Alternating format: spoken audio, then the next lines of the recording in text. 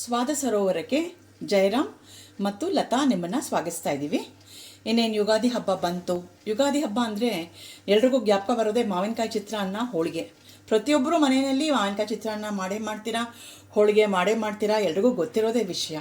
ಕೆಲವೊಬ್ಬರು ಮೈದಾದಲ್ಲಿ ಮಾಡ್ತೀರಾ, ಕೆಲವೊಬ್ಬರು ಗೋಧಿದಲ್ಲಿ ಮಾಡ್ತೀರಾ, ಗೋಧಿ ಹಿಟ್ಟಿನಲ್ಲಿ. ಇನ್ ದ ಸೆನ್ಸ್ ಇವತ್ತು ನಾನು ಗೋಧಿ ಹಿಟ್ಟಿನಲ್ಲಿ ಹೋಳಿಗೆ ಹೇಗೆ ಮಾಡೋದು ಅಂತ ತೋರಿಸುವ ಒಂದು ಚಿಕ್ಕ ಪ್ರಯತ್ನ. ಅದಕ್ಕೆ ನಾನಿವಾಗ ಈ ಮೆಷರ್ಮೆಂಟ್ ಕಪ್ಪಲ್ಲಿ 2 ಕಪ್ಪಷ್ಟು ಗೋಧಿ ಹಿಟ್ಟನ್ನು ತೊಗೊಂಡಿದ್ದೀನಿ. ಆ 2 ಕಪ್ ಗೋಧಿ ಹಿಟ್ಟಿಗೆ 3/4 ಕಪ್ಪಷ್ಟು ಚಿರೋಟಿ ರವೆ ಹಾಕೋತಾ ಇದ್ದೀನಿ. ಮತ್ತು ಅದಕ್ಕೆ ಒಂದು ಚಿಟಿಕೆ ಉಪ್ಪು. ಮತ್ತು ನಮ್ಮೆಲ್ರಿಗೂ ಏನು ಅಭ್ಯಾಸ ಆಗಿದೆ ಅಂದರೆ ಹೋಳಿಗೆ ಅಂದರೆ ಹಳದಿ ಬಣ್ಣದಲ್ಲಿರುತ್ತೆ ಅಂತಲ್ವಾ, ಅದಕ್ಕೋಸ್ಕರ ಇದಕ್ಕೆ ಒಂದು ಚಿಟಿಕೆಯಷ್ಟು ಅರಿಶಿನ ಅಷ್ಟೆ. ಇದು ಹಾಕಿಬಿಟ್ಟು ಈ ಡ್ರೈ ಪೌಡರ್ನೆಲ್ಲ ಚೆನ್ನಾಗಿ ಮಿಕ್ಸ್ ಮಾಡ್ಕೊಂಬಿಡೋಣ. ಆಮೇಲೆ ಇದಕ್ಕೆ ನೀರು ಹಾಕಿ ಚೆನ್ನಾಗಿ ನಾದ್ಕೊಳ್ಳೋಣ. ಮತ್ತು ಸ್ವಾದ ಸರೋವರ ಚಾನೆಲ್ನ ಎಲ್ಲರೂ ಲೈಕು, ಶೇರು, ಸಬ್ಸ್ಕ್ರೈಬ್ ಮಾಡಿ ನಮ್ಮನ್ನು ಎಲ್ಲ ರೀತಿಯಿಂದನೂ ಸಪೋರ್ಟ್ ಮಾಡಿ. ಈ ಹೋಳಿಗೆ ಕಣಗ ಕಲಿಸ್ಬೇಕಾದ್ರೆ ಕೈಯಲ್ಲೇ ಕಲಿಸ್ಬೇಕು, ಸ್ಪೂನ್ಲೆಲ್ಲ ಕಲಿಸಿದ್ರೆ ಸರಿ ಹೋಗಲ್ಲ. ಈಗ ಕೈಯಲ್ಲಿ ಕಲಿಸ್ಕೊಳ್ಳೋಣ. ಇದಕ್ಕೆ ನೀರು ಹಾಕೋತಾ ಇದ್ದೀನಿ. ಚಪಾತಿ ಹಿಟ್ಟಿನ ಥರ ಶುರುನಲ್ಲಿ ಕಲಿಸ್ಕೊಂಡು ಆಮೇಲೆ ಅದಕ್ಕಿಂತ ಇನ್ನೂ ತುಂಬ ಮೆತ್ತಗಾಗಬೇಕು, ತುಂಬ ಸಾಫ್ಟ್ ಆಗಬೇಕು. ಯಾಕಂದರೆ ಮೈದಾದಲ್ಲಿ ನಿಮಗೆ ಜಿಗಿ ಜಾಸ್ತಿ ಬರುತ್ತೆ, ಗೋಧಿ ಹಿಟ್ಟಲ್ಲಿ ಜಾಸ್ತಿ ಜಿಗಿ ಇರಲ್ಲ. ಅದಕ್ಕೋಸ್ಕರ ಚೆನ್ನಾಗಿ ನೀರು ಹಾಕಿ ಕಲಿಸ್ಕೋಬೇಕು. ಮಧ್ಯದಲ್ಲಿ ಒಂದು ಸ್ವಲ್ಪ ಎಣ್ಣೆ ಹಾಕೋತೀನಿ. ಮತ್ತು ನಾದಬೇಕು. ನೀವೆಷ್ಟು ನಾದ್ತೀರೋ ಗೋಧಿ ಹಿಟ್ಟನ್ನ ನಾದಿದಷ್ಟು ನಿಮಗೆ ಜಿಗಿ ಬರುತ್ತೆ.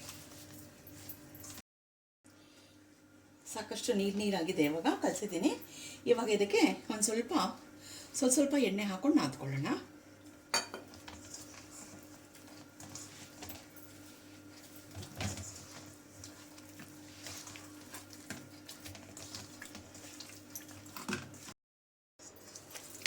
ನೋಡಿ ಎಷ್ಟು ನೀರು ಹಾಕೋತಾ ಇದ್ದೀನಿ.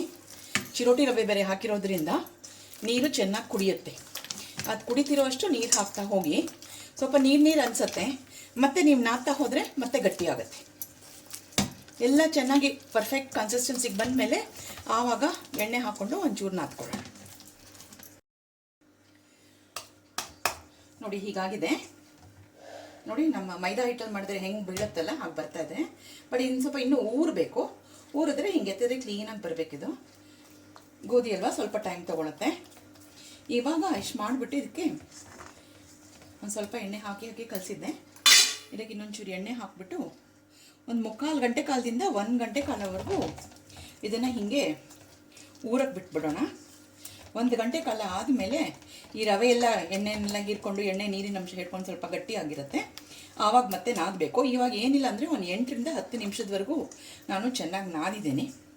ಈಗ ಒಂದು ತಟ್ಟೆಯನ್ನು ಮುಚ್ಚಿಟ್ಬಿಡೋಣ ಇದಕ್ಕೆ. ವೀಕ್ಷಕರೇ ನೋಡಿ, 1 ಗಂಟೆ ಕಾಲ ಮೇಲಾಗಿತ್ತು. ಆ ಎಣ್ಣೆ ಎಲ್ಲ ಚೆನ್ನಾಗಿ ಹೀರ್ಕೊಂಡಿದೆ, ಗಟ್ಟಿಯಾಗಿದೆ. ಬಟ್ ಗೋಧಿ ಹಿಟ್ಟೊಳಗೆ ಮೈದಾ ಹಿಟ್ಟಷ್ಟು ಜಿಗಿ ಇಲ್ಲ. ಫಸ್ಟ್ ಟೈಮ್ ಮಾಡ್ತಿರೋರಿಗೆ ಏನಾದರೂ ಕಷ್ಟ ಅನಿಸಿದ್ರೆ ಸ್ವಲ್ಪ ಚಿರೋಟಿ ರವೆ ಜಾಸ್ತಿ ಹಾಕ್ಕೊಳ್ಳಿ. ಆವಾಗ ನಿಮ್ಗೊಂದು ಸ್ವಲ್ಪ ಹಿಟ್ಟು ಗಟ್ಟಿಯಾಗಿ ಬರುತ್ತೆ, ಕೈಗೆ ಸಿಗುತ್ತೆ. ಓಕೆ, ಇದನ್ನು ಈ ಕಡೆ ಸೈಡಿಗೆ ಇಟ್ಬಿಡೋಣ. ಇವಾಗ ಹೂರಣ ಗಟ್ಟಿ ಆಗ್ತಾ ಇದೆ. ಇವಾಗ ನಾನು 1 ಹೋಳು ತೆಂಗಿನಕಾಯಿ ತುರಿ ಇಟ್ಕೊಂಡಿದ್ದೀನಿ. ಆ ತೆಂಗಿನಕಾಯಿ ತುರಿನ ಇದಕ್ಕೆ ಸೇರಿಸ್ಕೊಂಡ್ಬಿಡ್ತಾ ಇದ್ದೀನಿ. ಹೇಳೋ ಹಾಗೆ ಸಿಕ್ಕಾಪಟ್ಟೆ ಹಾರತ್ತೆ, ಸ್ವಲ್ಪ ಜೋಪಾನವಾಗಿ ಮಾಡಿ. ಮತ್ತು ಇದೇ ಟೈಮಲ್ಲಿ ಏಲಕ್ಕಿ ಪುಡಿ ಮಾಡಿ ಇಟ್ಕೊಂಡಿದ್ದೀನಿ. ಒಂದು 12ರಿಂದ 15 ಘಮ ಘಮ ಅಂತ ಇರಬೇಕು. ಅದಕ್ಕೋಸ್ಕರ ಇದು ಸ್ವಲ್ಪ ಜಾಸ್ತಿ ಹಾಕೋತಾ ಇದ್ದೀನಿ ಇದಕ್ಕೆ. ನೀವು ಯಾವಾಗ ನೋಡಿದ್ರು ನಾವು ಏಲಕ್ಕಿ ಪುಡಿ ಹಾಕ್ತೀವಿ, ಅದನ್ನು ನಾವು ಮನೆಯಲ್ಲೇ ಮಾಡಿಟ್ಕೊಂಡಿರೋದು. ನೀವು ಮನೆಯಲ್ಲಿ ಮಾಡಿಟ್ಕೋಬೋದು ಇದನ್ನು. ಏಲಕ್ಕಿನ ಸಿಪ್ಪೆದಲ್ಲಿ ಕೂಡ ಪರಿಮಳ ಇರುತ್ತೆ. ಸೊ ಏಲಕ್ಕಿ ಸಿಪ್ಪೆ ಸಮೇತ ನಿಮ್ಮ ಚಿಕ್ಕ ಡ್ರೈ ಗ್ರೈಂಡರ್ ಇದೆಯಲ್ಲ ಅದ್ರಲ್ಲಿ ಹಾಕ್ಕೊಂಡು ಪುಡಿ ಮಾಡ್ಕೊಂಬಿಡಿ. ಸಿಪ್ಪೆನೇ ಉಪಯೋಗಕ್ಕೆ ಬರುತ್ತೆ. ಬರೀ ಏಲಕ್ಕಿ ಒಳಗಿರೋ ಆ ಬೀಜದ ಬದಲು ಸಿಪ್ಪೆ ಸಮೇತ ಹಾಕಿದ್ರೆ ನಿಮಗೆ ಒದಗೂ ಬರುತ್ತೆ. ಮತ್ತು ಅದರೂ ವೇಸ್ಟ್ ಆಗಲ್ಲ. ಎಷ್ಟೋ ಜನ ಏಲಕ್ಕಿನ ಕುಟ್ಟಿ ಪುಡಿ ಮಾಡಿಬಿಟ್ಟು ಆ ಏಲಕ್ಕಿನ ನೀರು ಹಾಕಿರ್ತಾರೆ, ಘಮ ಘಮ ಅಂತ ಇರುತ್ತೆ ಅಂದರೆ. ಸೊ ಅದ್ರ ಬದಲು ನೀವು ಏಲಕ್ಕಿ ಪೂರ್ತಿ ಏಲಕ್ಕಿನ ಪುಡಿ ಮಾಡ್ಕೊಬಿಡಿ, ಅದನ್ನೇ ಉಪಯೋಗಿಸ್ಕೊಬೋದು. ನೋಡಿ ಗಟ್ಟಿ ಆಗ್ತಾ ಇದೆ. ಇನ್ನೊಂದು 2 ನಿಮಿಷ ಆದಮೇಲೆ ಆಫ್ ಮಾಡಿಬಿಡ್ತೀನಿ. ಆಮೇಲೆ ಈಗ ಹೋಳಿಗೆ ತಟ್ಕೊಳ್ಳೋಣ. ನಾನು ಚಿಕ್ಕದಾಗೆ ಮಾಡ್ತಾ ಇದ್ದೀನಿ ಹೋಳಿಗೆ, ಮತ್ತು ತಟ್ತಾ ಇದ್ದೀನಿ. ಕೆಲವೊಬ್ಬರು ಲಟ್ಟಿಸ್ತಾರೆ, ನಾನು ಬರೀ ಚಿಕ್ಕದಾಗಿ ತಟ್ತಾ ಇದ್ದೀನಿ.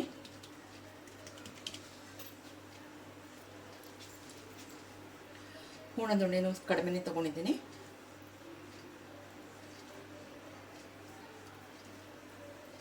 ನಮಗೇನಾದರೂ ಒಂಚೂರು ಎಕ್ಸ್ಟ್ರಾ ಬಂತು ಅಂದರೆ ತೆಗೆದಾಕ್ಬಿಡಿ. ಇದನ್ನು ಕೈ ಒಂಚೂರು ಜಿಡ್ಡು ಎಣ್ಣೆ ಮಾಡ್ಕೊಳ್ಳಿ. ಎಣ್ಣೆ ಮಾಡಿಕೊಂಡು ನಿಧಾನಕ್ಕೆ ಹೀಗೆ ಪ್ರೆಸ್ ಮಾಡಿಬಿಡಿ.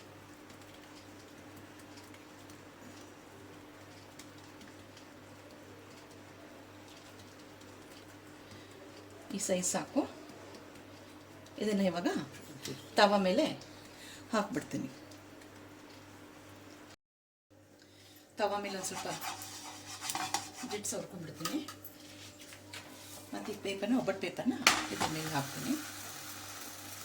ಹಾಕಿ ಒಂದು 20 ಸೆಕೆಂಡ್ಸ್ 30 ಸೆಕೆಂಡ್ಸ್ ಬಿಟ್ಟಿರಿ. ಹಾಗೆ ಅವಾಗ ನೀಟಾಗಿ ಬಂದ್ಕೊಳುತ್ತೆ.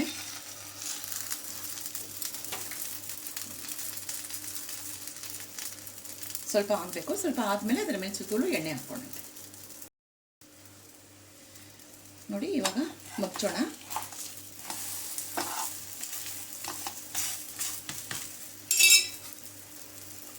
ಮುಚ್ಚಿಬಿಟ್ಟು ಒಂಚೂರು ಎಣ್ಣೆ ಹಾಕಿ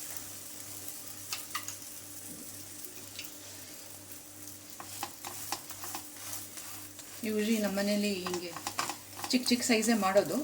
ಅದಕ್ಕೋಸ್ಕರ ಅದೇ ಅಭ್ಯಾಸದಲ್ಲಿ ನಿಮಗೂ ಮಾಡಿ ತೋರಿಸ್ತಾ ಇದ್ದೀನಿ.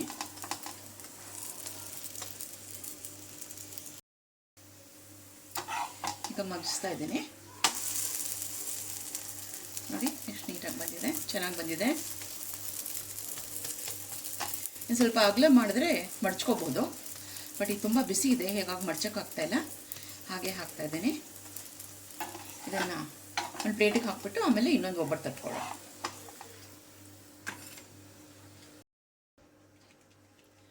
ನಾನು ಒಬ್ಬಟ್ಟು ತಟ್ಕೊತಾ ಇದ್ದೀನಿ.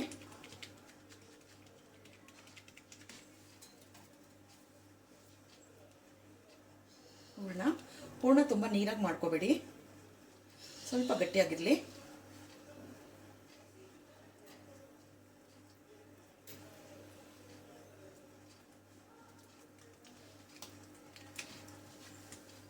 ಇಷ್ಟು ಮಾಡಿಬಿಟ್ರೆ ಸಾಕು.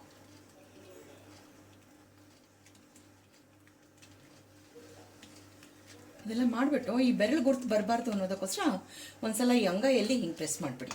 ಸೊ ಆವಾಗ ನಿಮ್ಮ ಬೆರಳು ಗುರುತುಗಳು ಬರೋದಿಲ್ಲ.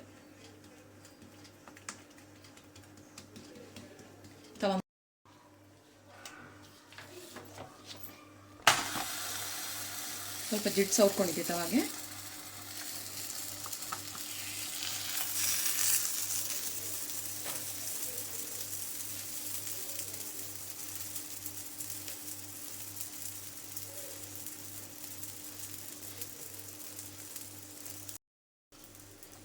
ಚೂರು ಎಣ್ಣೆ ಹಾಕೋತಾ ಇದ್ದೀನಿ.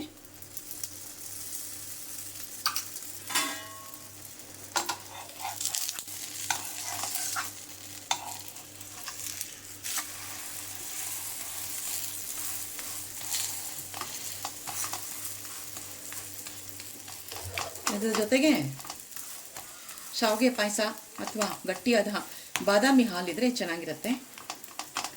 ಶಾವಿಗೆ ಪಾಯಸನೂ ಮಾಡಿ ವಿಭಿನ್ನ ರೀತಿಯಲ್ಲಿ ಶಾವಿಗೆ ಪಾಯಸ ಮಾಡಿ ಇದ್ರ ಜೊತೆಗೆ ಹಾಕ್ತೀನಿ ನಾನು. ಸೊ ನೀವು ಒಬ್ಬಟ್ಟು ಮತ್ತು ಶಾವಿಗೆ ಪಾಯಸ ಯುಗಾದಿ ದಿನ ಮಾಡ್ಕೋಬೋದು.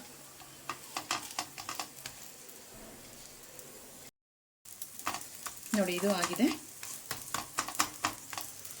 ಈಗ ಇದನ್ನು ತೆಗೆದು ಇದ್ರ ಮೇಲೆ ಜೋಡಿಸ್ಕೊಂಡ್ಬಿಡ್ತೀನಿ. ಸೊ ಒಂದು 4 ಒಬ್ಬಟ್ಟು ಮಾಡಿದ್ದೀನಿ. ಈ ರೀತಿಯಾಗಿ ಸುಲಭವಾಗಿಯೂ ನೀವೇ ಮನೇಲಿ ಮಾಡ್ಕೋಬೋದು. ಹಬ್ಬದ ದಿನ ಮಡಿಯಾಗಿ ಅಚ್ಚುಕಟ್ಟಾಗಿ ಮನೇಲೇ ನೀವೇ ಮಾಡಿಕೊಂಡ್ರೆ ಭಾಳ ಒಳ್ಳೆಯದು. ಅಂಗಡಿಲಿ ಸಿಗತ್ತೆ, ಕೆಲವೊಬ್ಬರು ಸಮಯ ಇಲ್ಲ ಮಾಡ್ಕೊಳಕ್ಕಾಗಲ್ಲ ಅಂತಾರೆ, ಅಂಥ ಪರಿಸ್ಥಿತಿ ಅನಿವಾರ್ಯ. ಬಟ್ ಆದಷ್ಟು ಮನೇಲಿ ಮಾಡ್ಕೊಳ್ಳೋಷ್ಟು ಪ್ರಯತ್ನ ಪಡಿ.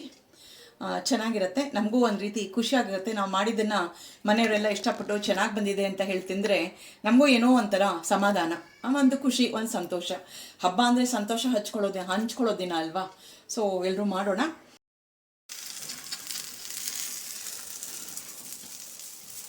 ನಾನು ಹೋಳಿಗೆ ಹಾಕಿದ್ದೀನಿ. ಈ ಹೋಳಿಗೆ ಮಾಡಿ ಅದೇ ಇನ್ನೊಂದು ಹೋಳಿಗೆ ಆಗಬೇಕು. ಎಷ್ಟು ಹೇಳಿ ಸ್ವಾದ ಸರೋವರದಿಂದ ಜಯರಾಮ್ ಅವರು ಮತ್ತು ಲತಾ ನಾನು ಇಬ್ಬರು ಸೈನ್ ಆಫ್ ಮಾಡ್ತಾ ಇದ್ದೀವಿ. ಸೊ ಎಲ್ರಿಗೂ ಯುಗಾದಿಯ ಶುಭಾಶಯಗಳು.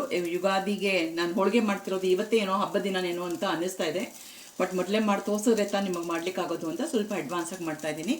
ಸೊ ಎಲ್ರಿಗೂ ಯುಗಾದಿ ಶುಭವನ್ನು ತರಲಿ ಅಂತ ಹಾರೈಸ್ತಾ ನಾನು ಈ ವಿಡಿಯೋನ ಮುಗಿಸ್ತಾ ಇದ್ದೇನೆ ಇಲ್ಲಿಗೆ. Thank you.